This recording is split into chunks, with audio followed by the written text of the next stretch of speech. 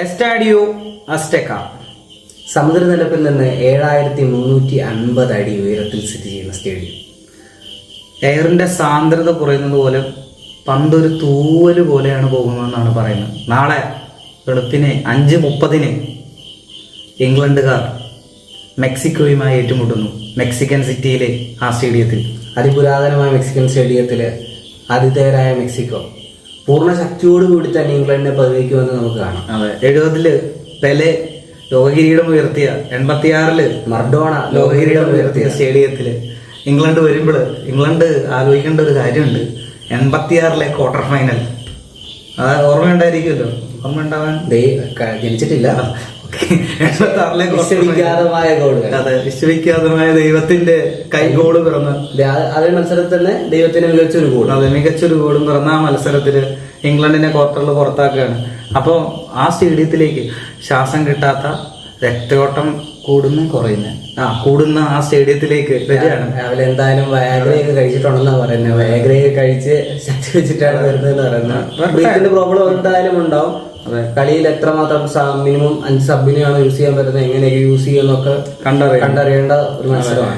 Mount കോസിയാസ്കോയെ കുറിച്ച് അറിയാമോ? Mount കോസിയാസ്കോ ഓസ്ട്രേലിയയിലെ ഏറ്റവും വലിയ കൊടുമുടിയാണ്. അതിനേക്കാളും ഉയരത്തിലാണ് സ്റ്റേഡിയം നിൽക്കുന്നത്. നമ്മുടെ അഗസ്ത്യകൂടത്തെക്കാളും ഉയരത്തിലാണ് സ്റ്റേഡിയം നിൽക്കുന്നത് സമുദ്രനിരപ്പിൽ നിന്ന്. അത്ര ഉയരത്തിലുള്ള ഒരു സ്റ്റേഡിയത്തിലേക്ക് വരുമ്പോൾ, മെക്സിക്കൻ ആരാധകരുടെ മുന്നിലേക്ക് വരുമ്പോൾ എന്തായിരിക്കും ഇംഗ്ലണ്ടിന് സംഭവിക്കാൻ പോകുന്നത്? അപ്പോൾ നാളെ ബാക്ക് ടു ഹോം ആയിരിക്കും ഇംഗ്ലണ്ടെന്ന് എനിക്ക് തോന്നുന്നു. Harry Kane team back to home. ഹാരിക്കെയിൻ്റെ കഴിഞ്ഞ കളിയിൽ 76 മിനിറ്റ് വരെ, മലയാളം കമന്ററി കേൾക്കുന്നവർക്ക് അറിയാം, 76 മിനിറ്റ് വരെ ഷൈജു ചേട്ടൻ ഒറ്റയ്ക്ക് സംസാരിക്കുകയായിരുന്നു. ജോപ്പോളേട്ടന് സൗണ്ട് ഇല്ലായിരുന്നു. 76 മിനിറ്റിലാണ് ഷൈജോ ഇംഗ്ലണ്ട് ഗോളടി ഷൈജു എന്ന് പറഞ്ഞ പുള്ളി സന്തോഷത്തിലായി സംസാരിക്കാൻ തുടങ്ങി. അതൊരു പുള്ളി ടെൻഷൻ അടിച്ചിരിക്കുകയായിരുന്നു. എന്തായാലും ഷൈജു ചേട്ടൻ തന്നെ നാളെ, ജോയും ഷൈജു ചേട്ടനും കൂടെ നാളെ കമന്ററി പറയട്ടെ എന്ന് ആഗ്രഹിക്കുന്നു. അപ്പോൾ നാളെ ഇംഗ്ലണ്ടിന്റെ പരാജയം കാണാൻ കാത്തിരിക്കുന്നു.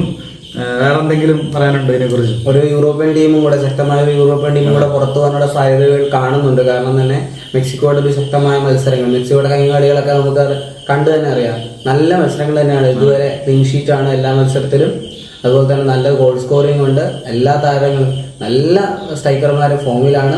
ഇതെല്ലാം തന്നെ ഇംഗ്ലണ്ടിന് പ്രശ്നമാണ്. കാരണം അപ്പുറത്ത് ഹാരിക്കെയിൻ അല്ലാതെ ജൂഡ് ബെല്ലിംഗം, ഹാരിക്കെയിൻ പോകുമ്പോൾ അല്ലാതെ വേറൊന്നും എടുത്തു പറയത്തക്കയില്ല. കഴിഞ്ഞ അസിസ്റ്റ് കൊടുത്ത കളിക്കാരനുണ്ട് സബ് വന്ന് ഗോർഡനാണ് കഴിഞ്ഞ കളി സെറ്റ് ചെയ്തത്. ഡെക്ലൻ റൈസിന്റെ പ്രകടനം കണ്ടറിയണം. റൈസൊക്കെ കഴിഞ്ഞ കളി മിഡ്ഫീൽഡ് പരാജയമായി തുടങ്ങിയിരിക്കുന്നു ഇംഗ്ലണ്ടിന്റെ മിഡ്ഫീൽഡ്. ബെല്ലിംഗാം റൈസും ഉണ്ടെന്നെങ്കിലും ഒരു കോമ്പിനേഷനോ സ്ട്രൈക്കറിലോട്ട് ഇല്ല, തീർന്നല്ലോ. സാക്കയും കഴിഞ്ഞ കളി കട്ട് ചെയ്യാനൊന്നും പറ്റാതെ ബുദ്ധിമുട്ടുമായിരുന്നു. അത് കഴിഞ്ഞ കളി ലെഫ്റ്റും റൈറ്റും വിങ്ങുകളും ഒരു പേരിന് മാത്രമായിരുന്നു. അത് നമ്മൾ കണ്ടതാണ്. അപ്പോൾ അവരൊക്കെ വെച്ചിട്ട് മെക്സിക്കോയിലേക്ക് ചെല്ലുമ്പോൾ, ഈ സ്റ്റേഡിയത്തിലേക്ക് ചെല്ലുമ്പോൾ 87,500 കപ്പാസിറ്റി. 87,500 ഒരു 75% മെക്സിക്കൻ ആരാധകരായിരിക്കും. അവർക്ക് മുന്നിലേക്കാണ് ചെല്ലുന്നത്, മുഖംമൂടി ധരിച്ച. അപ്പൊ അതാ പറഞ്ഞ 86 വേൾഡ് കപ്പില് മെക്സിക്കൻ ആരാധകരാണ് ഈ വെയ്വ് പരിപാടി തുടങ്ങി അതിനെ പ്രശസ്തമാക്കുന്നത്. അപ്പൊ അവരുടെ മുന്നിലേക്കാണ് ചെല്ലുന്നത്. പോരാത്തതിന് മെക്സിക്കൻ ടീം സെറ്റാണ്. കാര്യം എന്തൊക്കെ പറഞ്ഞാലും ഒരു കിഴില സെറ്റാണ്. അവരുടെ ക്യാപ്റ്റൻ വളരെ സെറ്റായിട്ടാണ് കളിക്കുന്നത്. അപ്പോൾ തീർച്ചയായിട്ടും മെക്സിക്കോ ആയിട്ടുള്ള മത്സരം അത് ശക്തമായ മത്സരം തന്നെ നാളെ രാവിലെ കാണാമെന്ന് വിശ്വസിക്കുന്നു. അതുപോലെ തന്നെ ഹെൽത്ത് കണ്ടീഷൻ, ഇംഗ്ലണ്ട് പ്ലേയേഴ്സിന്റെ ഹെൽത്ത് കണ്ടീഷൻ എത്രമാത്രം അതിനകത്ത് ഭയങ്കര ബുദ്ധിമുട്ടായിരിക്കും. നമ്മൾ കണ്ടിട്ടുണ്ട്. നമ്മൾ പലപ്പോഴും അർജന്റീനയുടെ മത്സരത്തിലൂടെയാണ് ഈ ഇത്തരം സ്റ്റേഡിയങ്ങളെ കുറിച്ച് നമ്മൾ കേട്ടത്. ഉയരത്തിലുള്ള സ്റ്റേഡിയത്തിൽ കളിക്കാൻ പോയി ബ്രീത്ത് കിട്ടാതെ അർജന്റീനൻ പ്ലേയേഴ്സ് വീണൊക്കെ നമ്മൾ കേട്ടിട്ടുണ്ട്. അത് യൂറോപ്യൻ ടീം, അമേരിക്കൻ ടീമുകൾക്ക് പിന്നെയും പരിചയമായിട്ടുള്ളതായിരിക്കും. യൂറോപ്യൻ ടീംസ് ഇവിടെ വരുമ്പോൾ ഇത്രയും നാളെ യു എസ് കളിച്ച പോലെ അല്ല. അതപ്പോ എന്താണെന്നുള്ളത് കണ്ടറിയണം. എന്തായാലും ഇംഗ്ലണ്ട് സപ്പോർട്ടേഴ്സ് കാര്യങ്ങൾ അത്ര എളുപ്പമല്ല.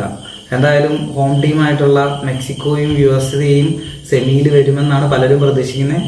കാത്തിരിക്കാം മെക്സിക്കോ ഇംഗ്ലണ്ട് പോരാട്ടത്തിന്.